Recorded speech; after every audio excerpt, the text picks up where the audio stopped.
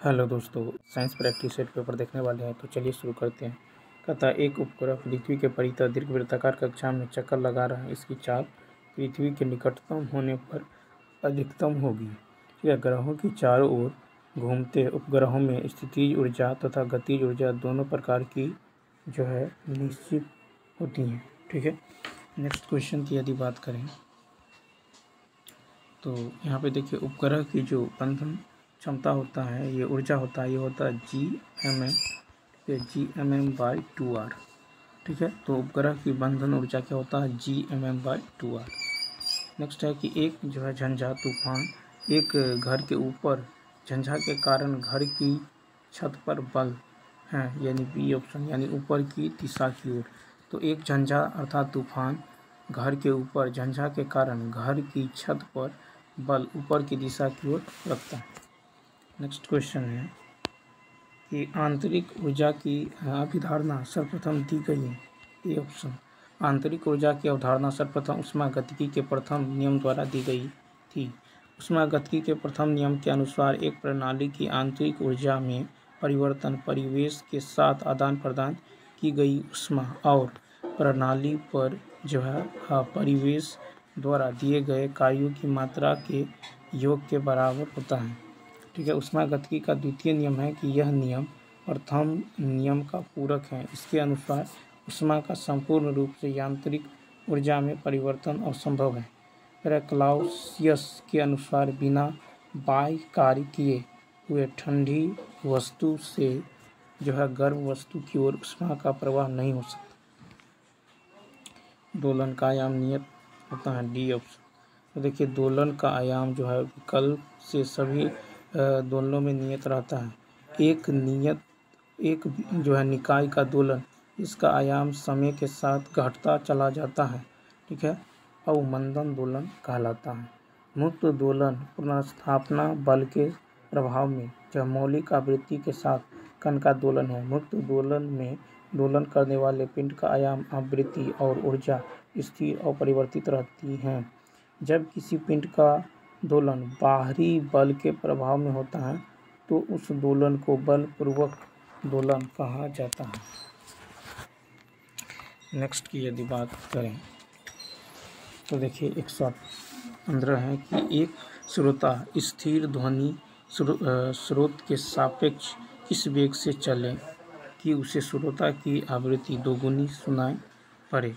तो 15 का होगा ए, यानी ध्वनि की चाल से स्रोत की ओर।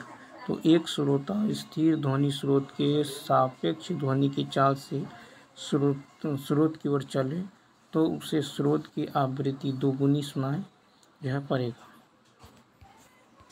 नेक्स्ट क्वेश्चन की यदि बात करें तो कहता है कि दो चालक आवेशित गोले जिन पर आवेश की भिन्न भिन्न मात्राएं हैं तार द्वारा परस्पर संबंधित कर दिए जाते हैं। इससे 116 का होगा बी, यानी कुल आवेश संरक्षित रहेगा। दो चालक आवेशित गोले जिन पर आवेश की जो है भिन्न भिन्न मात्राएं हैं तार द्वारा परस्पर संबंधित कर दिए जाते हैं, इससे कुल आवेश संरक्षित रहेगा। आवेश पदार्थ का गुण है जो विद्युत घटना के लिए जिम्मेदार है।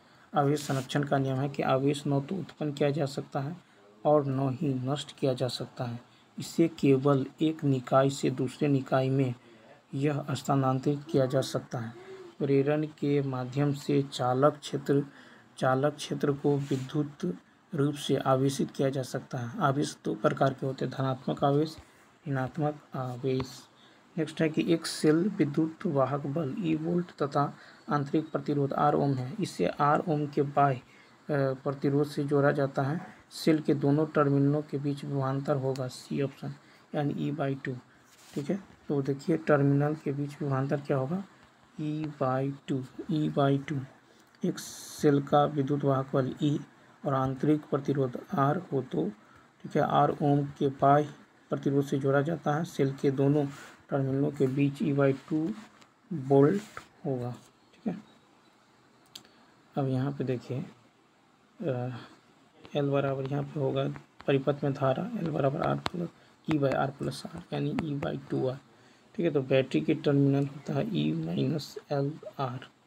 ठीक है, यानी E- E/2R into R, R से आर कैंसिल, ठीक है, यानी E-E/2 ये हो जाएगा E/2। कहता है कि नाइट्रिक अम्ल के निर्माण की ओस्टवोल्ड विधि में उत्प्रेरक क्या है? तो प्लेटिनम। नाइट्रिक अम्ल के निर्माण की ओस्टवोल्ड विधि में उत्प्रेरक यह प्लेटिनम है। ओस्टवोल्ड प्रक्रिया का उपयोग जो है नाइट्रिक अम्ल के निर्माण के लिए किया जाता है। ओस्टवोल्ड प्रक्रिया ऊष्माक्षेपी है। ओस्टवोल्ड विधि में अमोनिया गैस वायु में ऑक्सीकृत होकर नाइट्रिक ऑक्साइड बनाती है, जो फिर ऑक्सीकृत होकर नाइट्रोजन डाइऑक्साइड देती हैं। यह जल से क्रिया करके नाइट्रिक अम्ल में परिवर्तित हो जाती हैं, जैसे 4NH3, ठीक है, प्लस 5O2, ठीक है, 5O2 ये बना देगा आपको प्लेटिनम की उपस्थिति में। ये होगा 4NO प्लस 6H2O, ठीक है। उसके बाद देखिए 3NO2 प्लस O2 ये बनाएगा 2NO2 प्लस O2, 2NO2 और 3NO2 प्लस H2, ये 2HNO3 प्लस N। पता है कि रंगीन यौगिक है CF, तो CuF2 रंगीन यौगिक है। अयुग्मित इलेक्ट्रॉनों की उपस्थिति के कारण संक्रमण तत्व रंगीन लवण बनाते हैं। CuF2 के Cu2 में एक अयुग्मित इलेक्ट्रॉन होता है, इसलिए CuF2 ठोस अवस्था में रंगीन होता है। नेक्स्ट क्वेश्चन की यदि बात करें, ये कहता है कि 9N17 पर जो एक कणों की बमबारी से जो उत्पाद बनते हैं उनमें से एक है, तो 120 का होगा C8O17। तो देखिए यहाँ पे अल्फ़ा मान लीजिए, तो अल्फ़ा कण के आघात से प्राप्त पदार्थ होगा, यानी 7, तो यहाँ पे नाइट्रोजन, तो यहाँ पे क्या हो जाएगा, तो 7N17 ये बन जाएगा 8O17, क्या बन जाएगा 8O17, ठीक है। नेक्स्ट क्वेश्चन की यदि बात करें, अब देखिए अल्फ़ा कण 2He प्लस आयन होता है। अल्फ़ा कण इलेक्ट्रॉन होते हैं और गामा विकिरण जो है ये विद्युत चुंबक तरंग है। 121 कहता है एथेनोइक अम्ल जो समावयवी है, बी ऑप्शन मेथेनोइट के, तो एथेनोइक अम्ल का समावयवी मेथिल मेथेनोइट है। एथेनोइक अम्ल का रासायनिक सूत्र जो है CH3COOH हाँ, ठीक है। एथेनोइक अम्ल का समावयव भिन्न है, ठीक है। नेक्स्ट क्वेश्चन की यदि बात करें, तो पता है इलेक्ट्रॉन स्नेही अभिकर्मक है, सी ऑप्शन, यानी फेरिक क्लोराइड। तो फेरिक क्लोराइड जो है इलेक्ट्रॉन स्नेही अभिकर्मक है। वह अभिकर्मक जिसमें इलेक्ट्रॉन की कमी होती है तथा इलेक्ट्रॉन ग्रहण करने की प्रवृत्ति होती है, इलेक्ट्रॉन स्नेही अभिकर्मक कहलाता है। सभी धनावेशित अभिकर्मक तथा कुछ इलेक्ट्रॉन जो है न्यून यौगिक इलेक्ट्रॉन स्नेही अभिकर्मक की भांति व्यवहार करता है। इलेक्ट्रॉन स्नेही अभिकर्मक रासायनिक अभिक्रिया में उस स्थान पर जो है आक्रमण करते हैं जहाँ इलेक्ट्रॉन घनत्व अधिकतम होता है। इन्हें P+ से व्यक्त करते हैं। इलेक्ट्रॉन स्नेही अभिकर्मक के उदाहरण है AlCl3, BF3, FeCl3 आदि। वे अभिकर्मक जिनमें इलेक्ट्रॉन की अधिकता होती है, ठीक है, नाभिक स्नेही अभिकर्मक कहलाते हैं। एथिल एल्कोहल का OH समूह उदासीन है, जबकि एसिटिक अम्ल का OH समूह अम्लीय है, क्योंकि तो यहाँ पे होगा इनमें से कोई नहीं। एथिल एल्कोहल OH समूह उदासीन है, जबकि एसिटिक अम्ल का OH समूह अम्लीय है, क्योंकि एसिटिक अम्ल में OH समूह जो है कार्बोक्सिल समूह का अंग है। एसिटिक अम्ल में OH जो है कार्बोनिल समूह से बंधा है, जो एक इलेक्ट्रॉन निकालने वाला समूह है। ऑक्सीजन के इलेक्ट्रॉन जो है कार्बन द्वारा वापस ले लिए जाते हैं, जिससे OH अम्लीय हो जाता है, ठीक है। एल्कोहल में OH इलेक्ट्रॉन दान करने वाले समूह में बंधा होता है। इस प्रकार OH समूह में उच्च इलेक्ट्रॉन घनत्व होता है, इसलिए एल्कोहल को क्षारीय बनाते हुए जो है एक अकेला जोड़ी आसानी से दान कर सकता है, ठीक है। नेक्स्ट क्वेश्चन, यहाँ पे जो राइट आंसर होगा ये ई ऑप्शन हो जाएगा। क्या हो जाएगा? E option. कहता है बेंजीन अणु में कार्बन कार्बन बंध कोटि क्या है? 124 बी ऑप्शन। तो बेंजीन अणु में कार्बन कार्बन बंध की कोटि 1.5 है। आबंध कोटि परमाणुओं के एक युग्म के बीच उपस्थित रासायनिक बंधन की संख्या को दर्शाता है। ठीक है, यानी ये जो हो जाएगा आपको 1/2 बी माइनस ए। ठीक है, 1/2 बी माइनस ए। कार्बन कार्बन एक पाई बंध के लिए जो है पाई बंध के लिए बंधन कोटि ये हो जाएगा 3/6। क्या हो जाएगा? 3/6 यानी 0.5। उसके बाद देखिए कार्बन कार्बन। ठीक है, कार्बन कार्बन प्रत्येक जो है कार्बन कार्बन सिग्मा बंध के लिए जो ये बंध कोटि होगा ये होगा 1/2 2 माइनस 0 कितना होगा? 1 होगा। तो टोटल जो बॉन्ड होगा ये होगा सिग्मा प्लस पाई, ये हो जाएगा 1 प्लस 0.5 यानी 1.5 यानी 1.5। कहता प्रकाश ऋजु रेखा में गमन करता प्रतीत होता है क्योंकि सी ऑप्शन इसकी तरंगदैर्घ्य बहुत छोटी होती है। प्रकाश ऋजु रेखा स्ट्रेट लाइन में गमन करता प्रतीत होता है क्योंकि इसका तरंगदैर्घ्य बहुत छोटा होता है। प्रकाश का तरंगदैर्घ्य 3900 एंगस्ट्रॉम से 7800 एंगस्ट्रॉम के बीच होता है। यही आंखों पर संवेदना उत्पन्न करता है जिसे देखने की अनुभूति होती है। प्रतिबिंब एवं छाया का निर्माण प्रकाश के सीधी रेखा में गमन के ही उदाहरण है। प्रकाश के निम्न गुण है जिससे यह आवेशहीन होता है। निर्वात में इसका वेग जो है 3 × 10⁸ मीटर पर सेकंड होता है। यह परावर्तन अपवर्तन विवर्तन व्यक्तीकरण सभी प्रकाशीय घटनाओं को प्रदर्शित करती हैं। श्वेत प्रकाश 7 रंगों का मिश्रण। एक भू उपग्रह अपने कक्ष में निरंतर गति करता है। यह अपकेंद्रण बल प्रभाव से होता है जो प्राप्त होता है 126 का बी पृथ्वी द्वारा उपग्रह पर लगने वाले गुरुत्वाकर्षण से। एक भू उपग्रह अपने कक्ष में निरंतर गति करता है। यह अपकेंद्र बल के प्रभाव से होता है जो पृथ्वी द्वारा उपग्रह पर लगने वाले गुरुत्वाकर्षण से प्राप्त होता है। पृथ्वी के केंद्र की ओर उपग्रह के वेग के कारण लगने वाला अभिकेंद्रीय बल mv²/r होता है। उपग्रह पर पृथ्वी के द्वारा लगने वाला गुरुत्वाकर्षण बल जो है Gmm/r² होता है। ठीक है, तो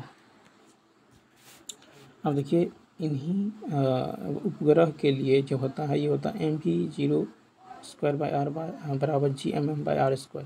तो इन्हीं कारणों से उपग्रह में संतुलित बल की अवस्था होती है। गुरुत्व त्वरण शून्य हो जाता है जिससे भारहीनता का अनुभव किया जाता है। संश्लेषित तंतु नाइलॉन पी ऑप्शन यानी पॉलीएमाइड। तो संश्लेषित तंतु नाइलॉन पॉलीएमाइड है। नाइलॉन जो है कोरोघस एवं उनकी सहयोगी द्वारा निर्मित किया गया था। नाइलॉन 6,6 जो हेक्सा मिथिलीन डायएमीन एवं एडिपिक अम्ल के पॉलीकेडेशंस से निर्मित बहुलक है। नाइलॉन 6 जो है कैप्रोलैक्टम का बहुलक है। नाइलॉन का उपयोग कपड़ों में औद्योगिक क्षेत्र में जैसे कन्वेयर बेल्ट रस्सी धागे आदि में, मछली के जल में तथा मशीनों के प्लास्टिक सामानों के निर्माण। नेक्स्ट है कि बेंजीन प्रतिस्थापना अभिक्रिया देती है योग अभिक्रिया नहीं देती यद्यपि इसमें युग्म बंध है। इसका क्या कारण है? तो सी ऑप्शन यानी बेंजीन अणु में 6 विस्थापित पाई इलेक्ट्रॉन हैं। तो देखिए बेंजीन प्रतिस्थापन अभिक्रिया देती है योग अभिक्रिया नहीं देती यद्यपि इसमें युग्म बंध है। इसका कारण है कि बेंजीन अणु में 6 विस्थापित पाई इलेक्ट्रॉन है। बेंजीन की संरचना की यदि बात करें तो देखिए इस तरह से होता है। आपको सी यहाँ पे डबल बाउंड हो जाएगा, यहाँ पे सी, ठीक है, यहाँ पे कार्बन, यहाँ पे देखिए ये जो है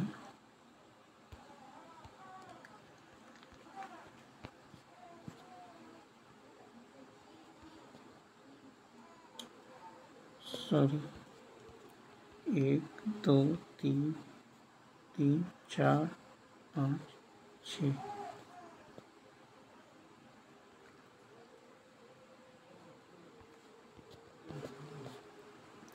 तो यहाँ पे आप इस तरह से देख सकते हैं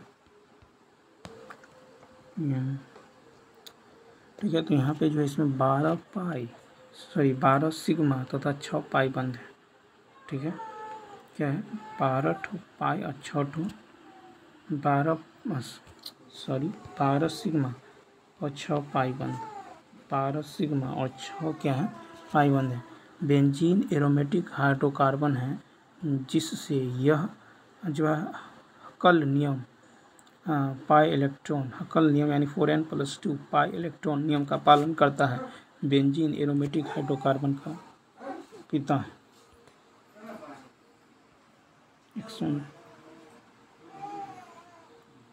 देखिए तो कहता बेंजीन जो है प्रतिस्थापन अभिक्रिया देती है, योग अभिक्रिया नहीं देती, यद्यपि इसमें युग्म बंध है। इसका क्या कारण है? तो 128 का आप देख लें क्या हो जाएगा। तो 128 का हो जाएगा सी ऑप्शन, यानी बेंजीन अणु में 6 विस्थापित पाई, ठीक है, 6 विस्थापित पाई इलेक्ट्रॉन हैं, ठीक है। और इसमें जो है 12 सिग्मा और 6 पाई बंद भी हैं। नेक्स्ट है कि मानवों में केवल एक उपापचयी अभिक्रिया की गड़बड़ी से होने वाले किस रोग का पता सबसे पहले लगा? 37 का बी, यानी एल्केप्टोनुरिया। तो देखिए मानवों में केवल एक उपापचयी अभिक्रिया की गड़बड़ी से होने वाले रोग एल्केप्टोनुरिया है, ठीक है। एल्केप्टोनुरिया का काले मूत्र रोग एक बहुत ही दुर्लभ वंशानुगत विकार है जो शरीर को जो है डायरोसिन और फेनिलएलीन नामक 2 निर्माण ब्लॉकों को पूरी तरह से तोड़ने से रोकता है। एल्केप्टोनुरिया जो है ये टायरोसिन या प्रोटीन उपचयन का एक विकार है जिसके कारण होमोगेटिसिक एसिड का संचय होता है, ठीक है। फेनिलकेटोनुरिया जीन परिवर्तन, ठीक है, PKU का कारण बनता है। शरीर में बहुत अधिक फेनिलएलीन है, ठीक है, कारण सांस, त्वचा या मूत्र में तीखी गंध जैसी समस्याएं उत्पन्न होती हैं। हाशियाकार रुधिराणु होने से रक्त के ऑक्सीजन के वहन की क्षमता घट जाती है।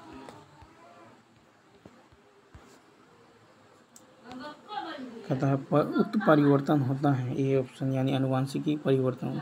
उत्परिवर्तन आनुवांशिकी परिवर्तन है। उत्परिवर्तन किसी जीव के DNA अनुक्रम में परिवर्तन है। कोशिका विभाजन के दौरान DNA प्रतिकृति में त्रुटियां, परिवर्तन के संपर्क में आने या वायरल संक्रमण के कारण जो है परिवर्तन हो सकता है। गुणसूत्र उत्परिवर्तन 4 प्रकार के होते हैं: विलोपन, दोहराव, व्युत्क्रम, स्थानांतरण, ठीक है। उत्परिवर्तन का जनक जो ह्यूगो डी ब्रोज को कहा जाता है। कहता है कि जैव विकास का लेमार्क का मत था, सी ऑप्शन।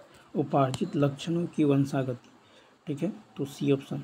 और जैव विकास पर लेमार्क का मत उपार्जित लक्षणों की वंशागति है। लेमार्क के सिद्धांत में 4 मुख्य आधार है: उपयोग, अनुप्रयोग के माध्यम से परिवर्तन, ठीक है, जीवों को अधिक जटिलता की ओर प्रेरित करना, उपार्जित लक्षणों का विकास करना, पर्यावरण का प्रभाव एवं नई आवश्यकताएं। लेमार्क वाद के कुछ उदाहरण हैं जैसे जिराफ का विकास, जाल युक्त पंजों वाले जलीय पक्षी, सांपों में अंगों का विलुप्त होना एवं उड़नहीन पक्षी। F1 पौधे जो है अप्रबल जनकीय पौधे से बैकक्रॉस अर्थात विपरीत संकरण किया गया तो बराबर संख्या में 4 प्रकार के संतति पौधे उत्पन्न हुए हैं। यह अतः सिद्ध हुआ है कि F1 पौधे ने बराबर संख्याओं के 4 प्रकार के युग्म बनाए हैं, ठीक है। F1 पौधे जो है बराबर संख्याओं के 4 युग्मक बनाए हैं। बैक क्रॉस को टॉप क्रॉस भी कहा जाता है। जब हम हरे रंग की फली वाले मटर के पौधे को YY को पीले रंग की फली वाले मटर के पौधे के साथ परागण कराते हैं तो हरे रंग की फली पीले रंग की फली पर हावी होती है। पीयूष ग्रंथि कहाँ पाई जाती है? मस्तिष्क। तो पीयूष ग्रंथि के मस्तिष्क में मस्तिष्क में पाई जाती हैं। पीयूष ग्रंथि के 2 भाग हैं, ठीक है। एक तो अग्रभाग, इससे स्रावित हार्मोन है ACTH, TSH, LH, GTH और FSH, ठीक है। और पश्च भाग की यदि बात करें तो ADH और ठीक है, ऑक्सीटोसिन। पीयूष ग्रंथि को मास्टर ग्रंथि कहा जाता है। पीयूष ग्रंथि हाइपोथैलेमस ग्रंथि द्वारा नियंत्रित होता है। हाइपोथैलेमस ग्रंथि को सुपर मास्टर ग्रंथि कहा जाता है। उपतारा या आइरिस का कार्य है, ये ऑप्शन, पुतली के व्यास को बदलना। तो उपतारा या आइरिस का कार्य पुतली के व्यास को बदलना है। कॉर्निया जो है ये बाह्य उभार है, नेत्र के भीतर प्रकाश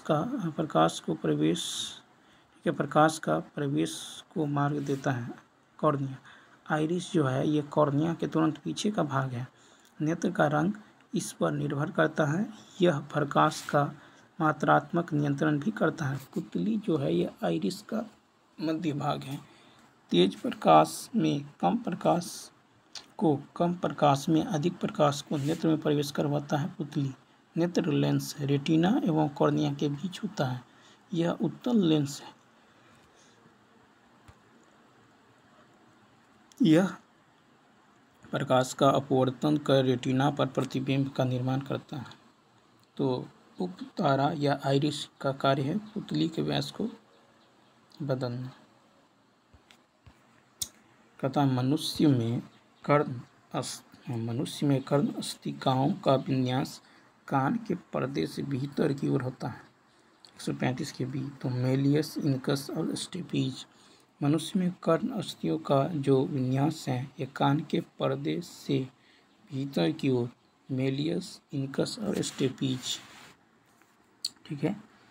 तो याद रखना है। इनकस, जिसे एनविल के नाम से जाना जाता है, मध्य कान में 3 छोटी हड्डियों का मध्य भाग है। और स्टेप्स मध्य कान की अस्थि हैं जो सबसे छोटी अस्थि है, स्टेप। और मेलियस को सामान्य रूप से हैमर कहा जाता है, जो एनविल आकार के जो इनकस पर करता है, जिससे कंपन उत्पन्न होता है तथा मस्तिष्क इसका अनुभव करता है, ठीक है। मध्यकाल की 2 प्रमुख संरचनाएं होती हैं जो ध्वनि को निष्क्रिय रूप से बढ़ाती हैं, कर्णपट झिल्ली और मेलियस इनकस लीव, ठीक है, इनकस लीव, ठीक है। नेक्स्ट कहता है 136 में है कि 2 समान रूप से आवेशित गोले एक दूसरे को प्रति आकर्षित करते हैं। अब यदि वे एक दूसरे को छूते हैं तो क्या करेंगे? तो ई ऑप्शन यहाँ हो जाएगा। देखिए, 2 समान रूप से आवेशित गोले एक दूसरे को आकर्षित करते हैं। जब वे एक दूसरे को छूते हैं तो वे न तो आकर्षित और न ही विकर्षित करेंगे। 2 आवेशों के बीच लगने वाला आकर्षण या प्रतिकर्षण बल दोनों आवेशों के गुणनफल का समानुपाती एवं बीच की दूरी के वर्ग के व्युत्क्रमानुपाती होता है, यानी F समानुपाती Q1 Q2 समीकरण 1 और F समानुपाती 1/r²। समीकरण 2, इन दोनों को मिलाइएगा क्या हो जाएगा? तो F समानुपाती Q1 Q2 बटा में r², ठीक है। तो ये हो जाएगा आपको, यानी F बराबर होगा 1/4 पाई एप्सिलॉन 0 Q1 Q2 बटा में r², ठीक है। अब 1/4 पाई एप्सिलॉन इसका जो मान होता है, इसका मान होता है 9 गुने 10 के पावर 9 न्यूटन मीटर स्क्वायर पर कूलम्ब स्क्वायर, ठीक है। फिर कहता है कि 2 समान रूप से आवेशित गोले एक दूसरे को आकर्षित करते हैं। अब यदि वे एक दूसरे, ये तो 136 का देख लिए, 137 देख। कहता है कि किसी पिंड की गतिज ऊर्जा उसके आरंभिक मान से 4 गुनी हो जाती है तो नया संवेग क्या होगा 137 का ए, यानी इसके प्रारंभिक मान से दुगुना हो जाता है। तो संवेग p बराबर होता है √2m_k, ठीक है, यानी p समानुपाती √k, ठीक है। तो P1/P2 क्या होगा √k1/k2, ठीक है। अब यदि आप 4 गुना करते हैं तो यह हो जाएगा k1/4k, ठीक है। कट के कितना होगा 1/, ये हो जाएगा 1/2, तो P1 बराबर होगा 2, तो P2 बराबर होगा 2P1, ठीक है। यदि किसी पिंड की गति ऊर्जा उसके प्रारंभिक मान से 4 गुना हो जाती है तो नया संवेग उसके प्रारंभिक मान से 2 गुना हो जाएगा। जब सफ़ेद प्रकाश कांच के प्रिज्म पर आपतित होता है तो सबसे ऊपर कौन सा रंग दिखाई देता है 138 का सी, लाल। तो देखिए, जब सफ़ेद प्रकाश कांच के प्रिज्म पर आपतित होता है तो सबसे ऊपर लाल रंग दिखाई देता है, ठीक है। तो ये मान लीजिए प्रिज्म है, यहाँ से प्रकाश को गुजारेंगे तो 1 2 3 4 5 6 7, 1 2 3 4 5 6 7, यहाँ जो है आपको हो जाएगा VIV प्योर, ठीक है। तो नीचे बैगनी, फिर जामुनी, फिर नीला, फिर हरा, पीला, नारंगी और ऊपर में लाल हो जाएगा, ठीक है। क्या हो जाएगा ऊपर में लाल। तो प्रकाश का जो वर्ण विक्षेपण होता है ये समानुपाती होता है 1/, तरंग दैर्ध्य के, ठीक है। तो ऊपर कौन सा रंग दिखाई देगा तो लाल दिखाई देगा, नीचे बैगनी। एक लाल कांच के टुकड़े को तब तक गर्म करते हैं जब तक वह अंधेरे में चमकने न लगे। इस चमकते कांच के टुकड़े का रंग होगा 139 का होगा हरा, यानी सी। एक लाल कांच के टुकड़े को तब तक गर्म किया जाता है जब तक वह अंधेरे में चमकने न लगे। इस चमकते कांच के टुकड़े का रंग हरा होता है। लाल रंग वाले पदार्थ को और अधिक गर्म करने पर तरंगदैर्ध्य कम एवं ऊर्जा अधिक होने के कारण यह हरा दिखता है। लाल, हरा एवं नीला प्राथमिक रंग है। लाल एवं हरा को मिलाने से पीला रंग, लाल एवं हरा को मिलाने से पीला, लाल एवं नीला को मिलाने से मैजेंटा, ठीक है। लाल और नीला को मिलाने से ये मैजेंटा एवं नीला तथा हरा को मिलाने से पीकॉक नीला रंग जो है बनाता है, ठीक है। पीकॉक नीला रंग बनाता है। तो यहाँ पे राइट आंसर क्या होगा सी ऑप्शन, ठीक है। उसके बाद देखिए 140 है कि यदि प्रतिध्वनि समय बहुत अधिक हो तो क्या होगा 140 का भी, यानी गूंज उत्पन्न होती है। यदि प्रतिध्वनि समय बहुत अधिक हो तो गूंज उत्पन्न होती है। श्रव्य आवृत्ति परास से उच्च आवृत्ति वाली ध्वनि तरंग को पराश्रव्य तरंग कहते हैं। जब ध्वनि परावर्तक सतह से टकराने के बाद पुनः वास्तविक ध्वनि के साथ श्रोता को सुनाई देता है तो इसे प्रतिध्वनि कहते हैं। ध्वनि का प्रभाव मस्तिष्क पर 0.1, ठीक है, सेकेंड या 1/10 सेकेंड तक बना रहता है। प्रतिध्वनि के लिए न्यूनतम दूरी उस माध्यम में ध्वनि की चाल पर निर्भर करता है। कहता परमाणुओं का आकार लगभग कितना होता है तो बी ऑप्शन 0.1 न्यूटन मीटर। परमाणुओं का आकार लगभग 0.1 nm होता है, ठीक है। प्राकृतिक रूप से पाए जाने वाला सबसे छोटा परमाणु हीलियम आकार में 0.1 nm है, ठीक है।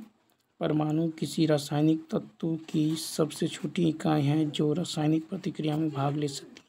परमाणु का आकार परमाणु में नाभिक और इलेक्ट्रॉनों के बीच की औसत दूरी के बराबर है। परमाणु का आकार निम्न कारकों को प्रभावित करता है, जिससे नाभिक में प्रोटॉनों की संख्या, परमाणु में इलेक्ट्रॉनों की संख्या, कक्षा का प्रकार जो है इसमें इलेक्ट्रॉन स्थित है।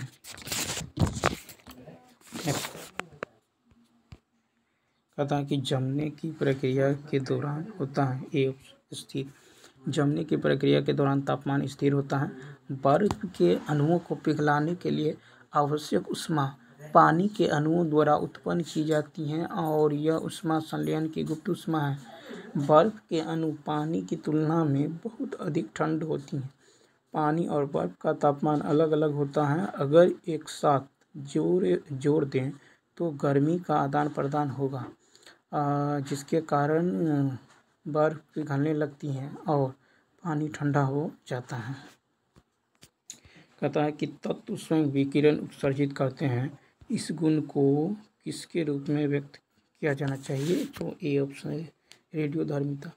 तो तत्व स्वयं विकिरण उत्सर्जित करते हैं और इस गुण को रेडियोधर्मिता के रूप में जाना जाता है। भारी अस्थायी परमाणु के नाभिक जो हैं ये N/P ग्रेटर देन 1 से 1.5 से स्वतः विकिरणों के उत्सर्जन की घटना को रेडियो सक्रियता कहा जाता है। 1896 में हेनरी बेकरेल ने यूरेनियम लवण में रेडियो सक्रियता की खोज की।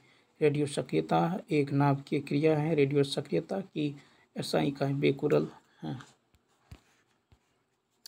कहता है कि इलेक्ट्रॉन भरने की प्रक्रिया में किसका अनुसरण करती हैं? पी ऑप्शन, हुंड का अधिकतम बहुलता का नियम। किसी कक्षक में इलेक्ट्रॉन भरने की जो नीचे दी गई प्रक्रिया है यह हुंड का अधिकतम बहुलता के नियम का अनुसरण करती है।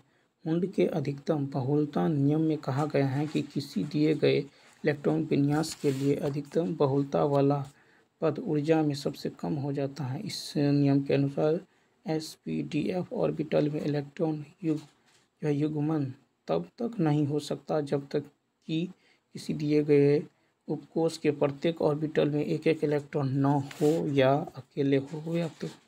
ठीक है, इस प्रकार हुंड का जो है अधिकतम बहुलता का नियम बताता है कि उपकक्षा में पहले एकल इलेक्ट्रॉन भरता है जिससे ऊर्जा स्तर अधिकतम एवं स्थायित्व न्यूनतम होता है। एकल भरने के बाद इलेक्ट्रॉन युग्म में भरता है जिससे ऊर्जा स्तर निम्नतम लेकिन जो स्थायित्व अधिकतम होता है। ठीक है, जैसे 1s2s2p6। ठीक है, तो जैसे यहाँ पे देखिए 1s2s2p 1s को देखें तो इस तरह से, फिर 2s, फिर 2p, ठीक है 2p, इस तरह से हो जाएगा आपको। ठीक है, नेक्स्ट क्वेश्चन की यदि बात करें, अतः किसी एक अणु में मौजूद तत्वों के परमाणु द्रव्यमान का योग क्या कहलाता है? 145 का सी, आणविक द्रव्यमान। तो आणविक द्रव्यमान एक अणु में मौजूद तत्वों के परमाणु का द्रव्यमान का योग होता है।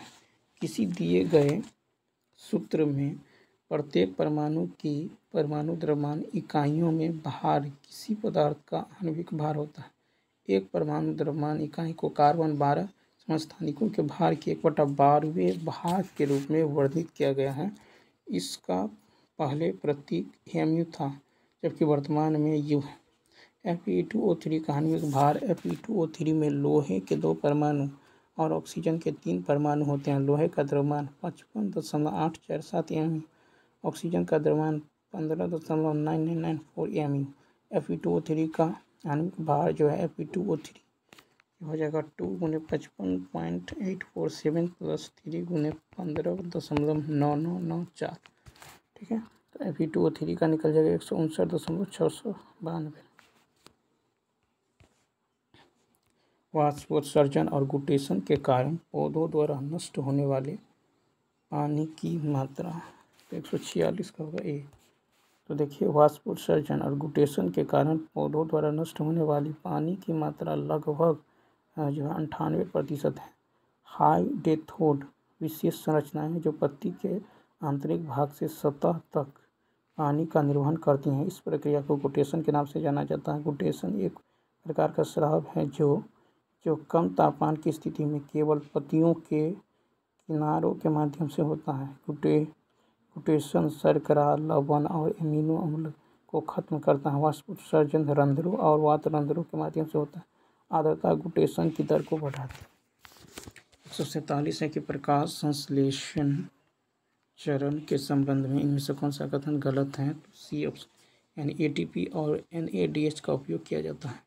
प्रकाश संश्लेषण के जैव संश्लेषण चरण में ATP और NADH का उपयोग किया जाता है, यह कथन गलत है। प्रकाश संश्लेषण वह प्रक्रिया है जिसमें प्रकाश ऊर्जा रासायनिक ऊर्जा में बदल जाती है। प्रकाश की ऊर्जा का इस्तेमाल करके कार्बन डाइऑक्साइड और पानी से शर्करा जैसे कार्बोहाइड्रेट का संश्लेषण होता है। केल्विन बेंसन चक्र को निम्न 3 चरणों में बांटा जाता है। एक तो कार्बोक्सिलीकरण, अपचयन और पुनरुत्पाद। कहता है कि कौन सा उम्र से संबंधित विकार है? सी, ऑस्टियोपोरोसिस। ऑस्टियोपोरोसिस उम्र से संबंधित विकार है। ऑस्टियोपोरोसिस रोग में रोगी की हड्डियां अंदर से खोखली और कमजोर हो जाती हैं। कैल्शियम और विटामिन डी की कमी ऑस्टियोपोरोसिस की मुख्य वजह है। ऑस्टियोपोरोसिस की जांच के लिए BMD bone mineral density test किया जाता है। मस्कुलर डिस्ट्रॉफी आनुवंशिकी रोग के एक समूह है जिसमें संचलन यानी चलने फिरने और हिलने डुलने को नियंत्रित करने वाली जो कंकालीय मांसपेशियों में उत्तरोत्तर कमजोरी आती हैं, ठीक है, और इनका क्षय होता है। इस प्रकार की कोशिकाओं में सार्कोप्लाज्मिक रेटिकुलम पाया जाता है। 149 के ए यानी मांसपेशी कोशिकाएं। मांसपेशी की कोशिकाओं में सार्कोप्लाज्मिक रेटिकुलम पाया जाता है। सार्कोप्लाज्म एक जो है मायोसाइट का साइटोप्लाज्म है। यह अन्य कोशिकाओं के साइटोप्लाज्म के बराबर, लेकिन इसमें असामान्य रूप से बड़ी मात्रा में ग्लाइकोसोम और महत्वपूर्ण मात्रा में मायोग्लोबिन, एक ऑक्सीजन बाध्यकारी प्रोटीन होता है, ठीक है। सार्कोप्लाज्म उस कोशिका झिल्ली का नाम है जो प्रत्येक मांसपेशी कोशिका को घेरती है। साइटोप्लाज्मिक रेटिकुलम झिल्ली से बंधी नलिकाओं की एक प्रणाली है जो मांसपेशियों के तंतुओं को घेरती है। संकुचन के दौरान कैल्शियम जो आयन जारी करती है। कहता है कि प्लीहा के साइनस किससे भरे होते हैं? तो ये देखिए, प्लीहा के साइनस जो है रक्त से भरे होते हैं।